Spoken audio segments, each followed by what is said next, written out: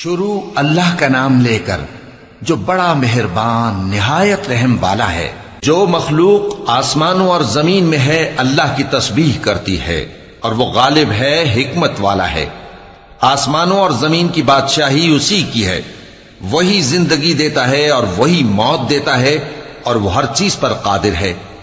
وہی اول اور وہی آخر اور اپنی قدرتوں سے سب پر ظاہر اور پھر بھی پوشیدہ ہے، اور وہ ہر چیز کا خوب جاننے والا ہے۔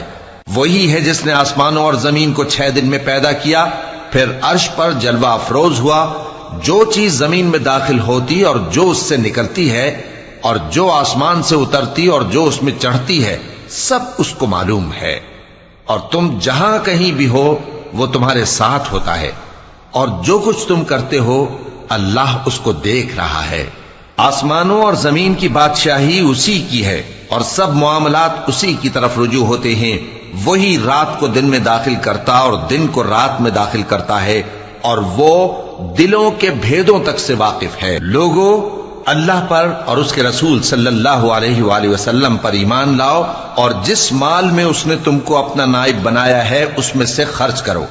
اب جو لوگ تم میں سے ایمان لائے اور مال خرچ کرتے رہے ان کے لیے بڑا ثواب ہے۔ اور تم کیسے لوگ ہو کہ اللہ پر ایمان نہیں لاتے، حالانکہ اس کے پیغمبر صلی اللہ علیہ وآلہ وسلم تمہیں بلا رہے ہیں کہ اپنے پروردگار پر ایمان لاؤ، اور اگر تم کو یقین ہو تو وہ تم سے اس کا عہد بھی لے چکا ہے۔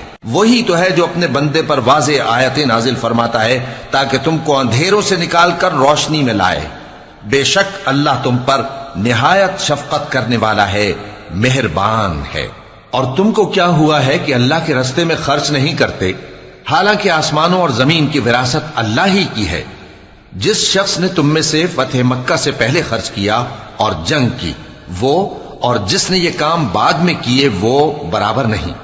ان کا درجہ ان لوگوں سے کہیں بڑھ کر ہے جنہوں نے بعد میں مال خرچ کیے اور کفار سے جنگ کی، اور اللہ نے سب سے ہی ثواب نیک کا وعدہ کیا ہے، اور جو کام تم کرتے ہو اللہ ان سے واقف ہے۔ کون ہے جو اللہ کو نیک نیتی سے قرض دے تو وہ اس کو کئی گنا ادا کرے گا، اور اس کے لیے عزت کا صلہ یعنی جنت ہے۔